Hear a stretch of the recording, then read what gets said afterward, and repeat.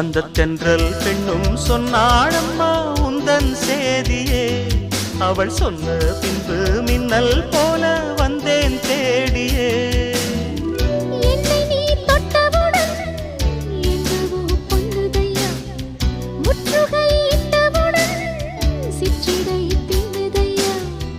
வெட்கம் விடுமோ அச்சம் விடுமோ தக்க துணைதான்